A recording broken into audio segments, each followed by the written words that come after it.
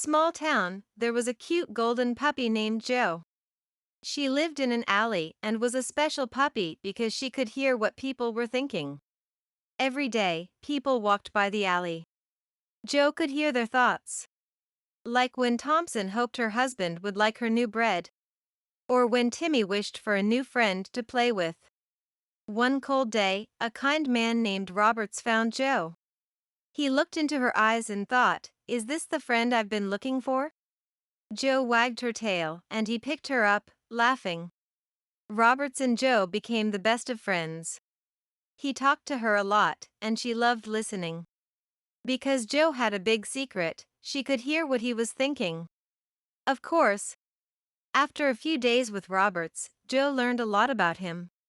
He liked to read books at night and enjoyed fishing on weekends. Every morning, he'd think about how much he missed having a furry friend, and Jo was glad she could be there for him. Stay tuned. There's more magic to unfold. One day, Roberts took Jo to the town's big park. Kids played on swings, and families had picnics.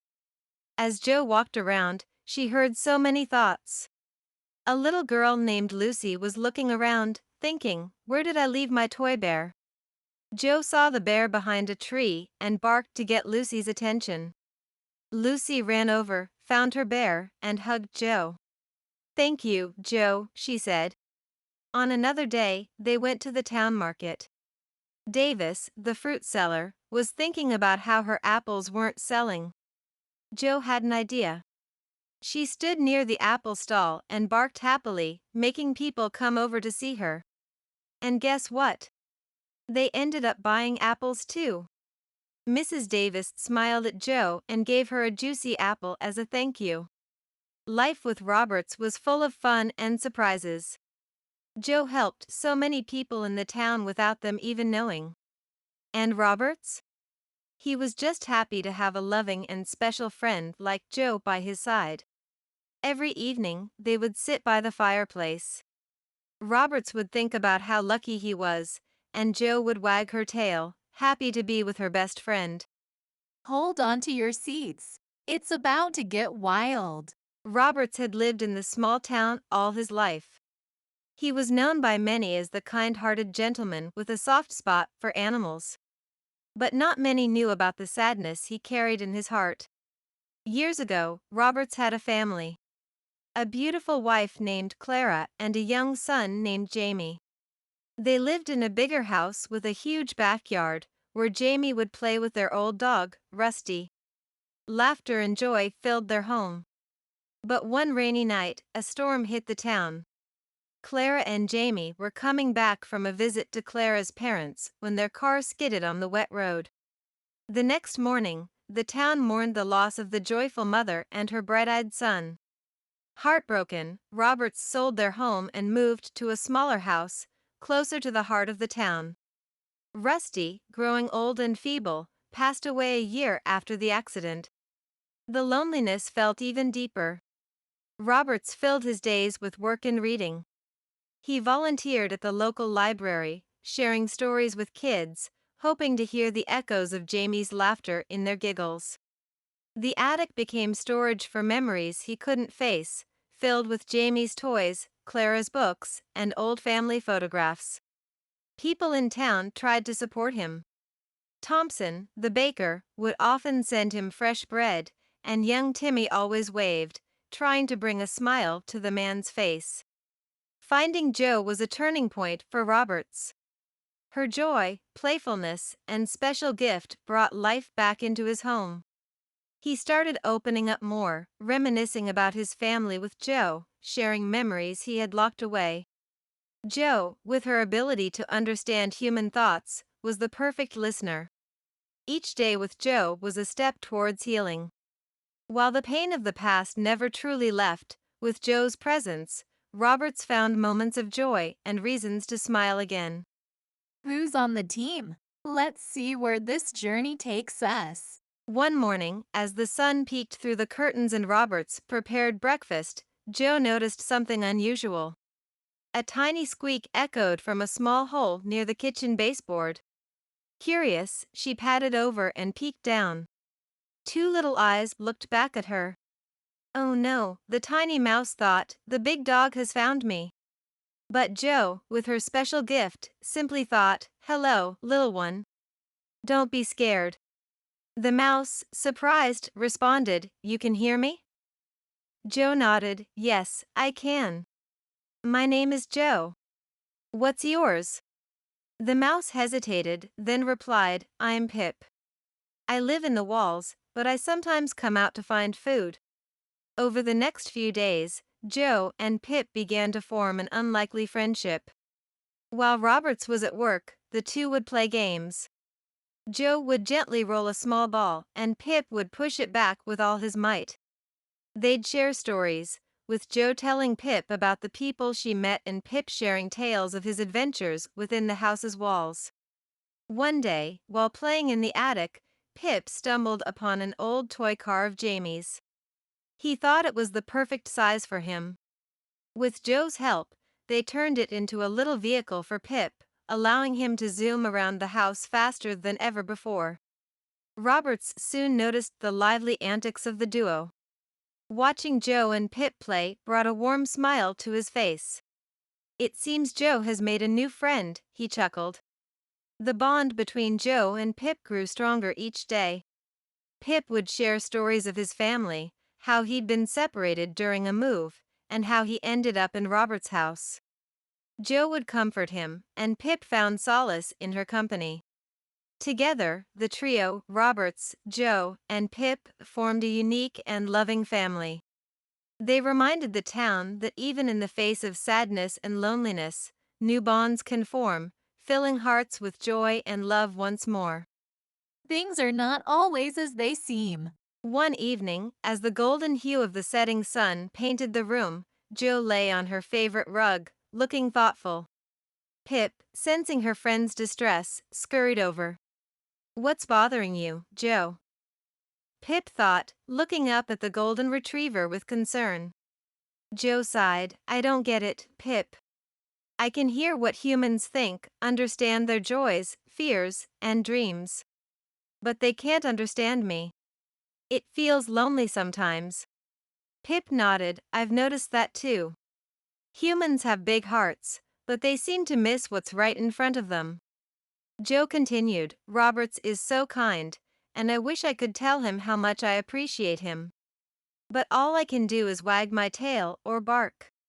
Pip thought for a moment, then replied, you know, Jo, actions often speak louder than words. Maybe humans and dogs communicate in different ways. Your wagging tail, your excited barks, and your gentle nuzzles all say more than words ever could. Jo tilted her head, pondering Pip's words.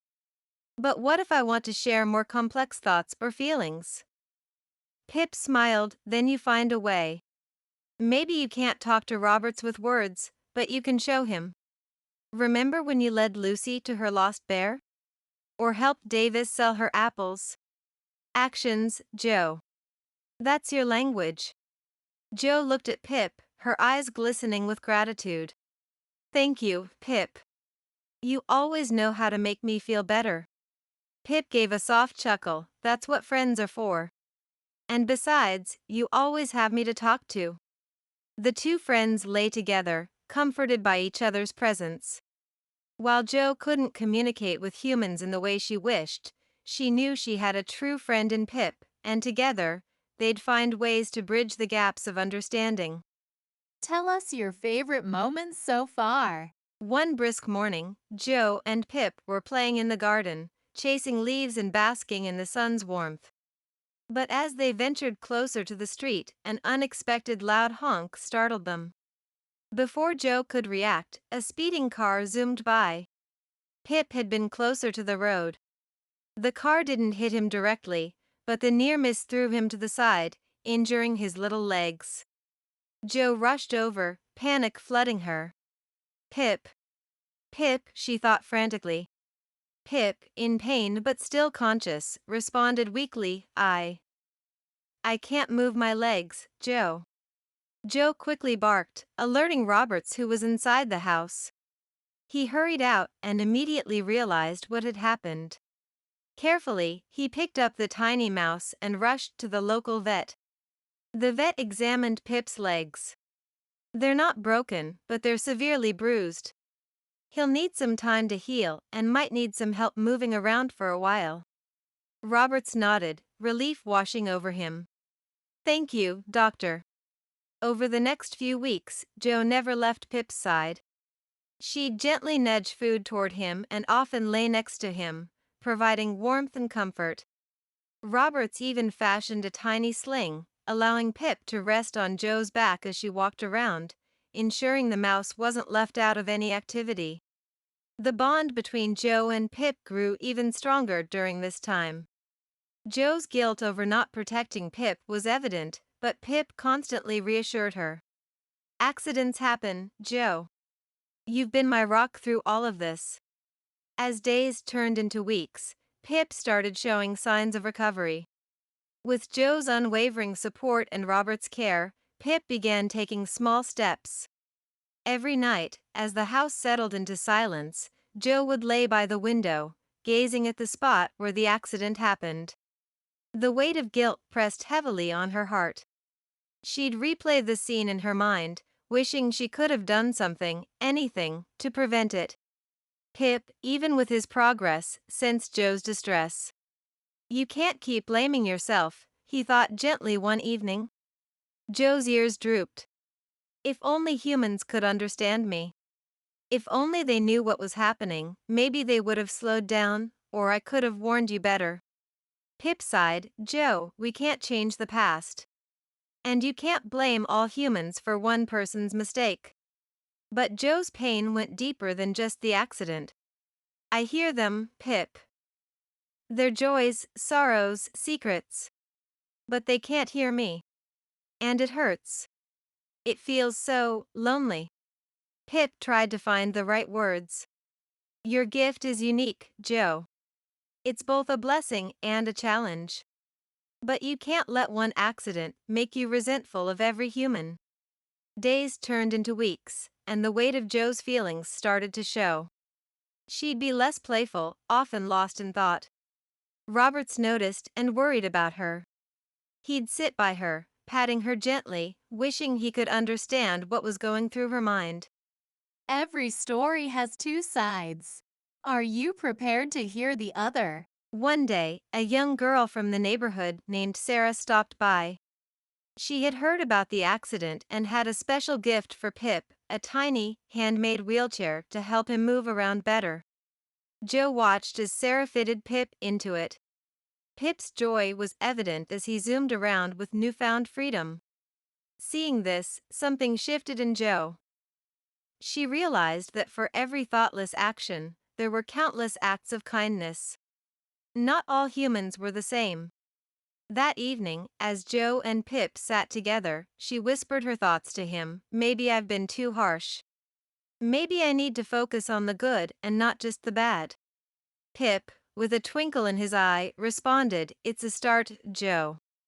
Remember, every day is a new chance to see the world differently. With Pip's support and the love from those around her, Jo began her journey of healing and understanding, trying to find balance in her unique connection with the human world. As the sun painted the town with its warm hues, Roberts decided to take Jo for a longer walk than usual. They wandered towards the older part of the town, where ancient trees stood tall and houses whispered stories of days gone by. While walking down a familiar lane, a voice called out, Mr. Ray? Roberts Ray, is that you?